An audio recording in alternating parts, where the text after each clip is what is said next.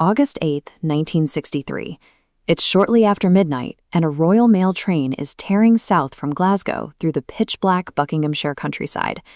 Inside a specific car known as the high-value package carriage sits a small mountain of untraceable used banknotes.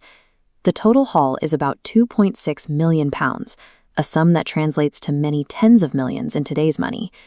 This diagram illustrates exactly why the government moved that kind of cash on the rails. A static vault is predictable. You can study its walls, its guards, and its alarms. A moving target introduces speed, distance, and constantly shifting variables that make interception nearly impossible for an average thief. But Bruce Reynolds was a professional.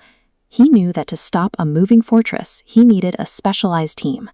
He handpicked a 15-man crew, recruiting specific individuals to handle communications, intimidation, and the logistics of a fast escape. This scale of operation required the logistical coordination of a military strike, targeting a major national institution at its most vulnerable moving point. Looking at this map, you can see their chosen ambush point, Sears Crossing. It was completely isolated. To force the train to stop, the gang tampered with the signaling system. They covered the active green signal and triggered a false red light, tricking the driver into applying the brakes. The massive train screeched to a halt.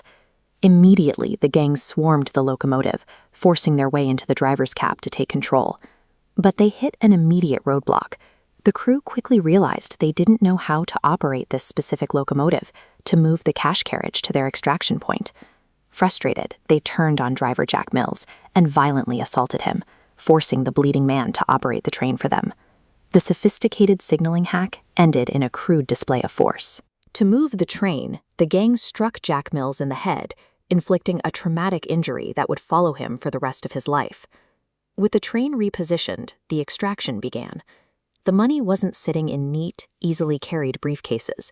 The crew had to manually haul 120 heavy burlap mail bags crammed with cash out of the carriage and into their waiting getaway vehicles before the authorities arrived.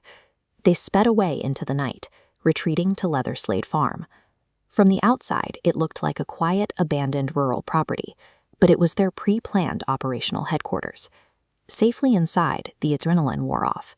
The crew cracked open drinks, they cooked up warm meals, and started counting the banknotes. They genuinely believed they had just committed the perfect crime. In their arrogance, they failed to sanitize the hideout. They left their fingerprints on bottles, plates, and surfaces, creating a massive trail of physical evidence pointing right back to them. They spent months obsessing over how to halt a speeding locomotive, but completely neglected their own operational security. Winning the tactical battle on the tracks meant nothing because they failed to clean up their own kitchen.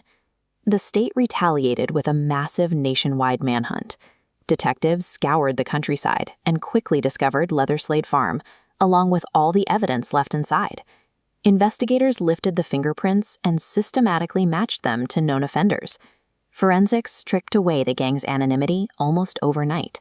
The untouchable masterminds were suddenly desperate fugitives. Within weeks, police tracked down the identified gang members, rounding them up one by one in a relentless wave of arrests. The resulting trials were a media spectacle. To deter future attacks on the nation's infrastructure, the courts handed down devastating prison sentences, with many of the gang members receiving 30 years behind bars. The robbers underestimated the capabilities of the state. They engineered a brilliant plan to defeat a train, but they had absolutely no plan to defeat a modern forensic investigation. Yet the police victory wasn't entirely absolute. In 1965, gang member Ronnie Biggs broke the narrative by executing a brazen escape over the walls of Wandsworth Prison. Biggs fled to Australia and then Brazil, spending decades evading extradition. He gave international interviews and leaned into his notoriety, permanently cementing the Great Train Robbery into British pop culture. But the celebrity status of Biggs contrasted sharply with reality. The vast majority of the £2.6 million was never recovered. Much of it was lost or spent on life on the run, and the massive payday simply turned the gang into targets for other criminals.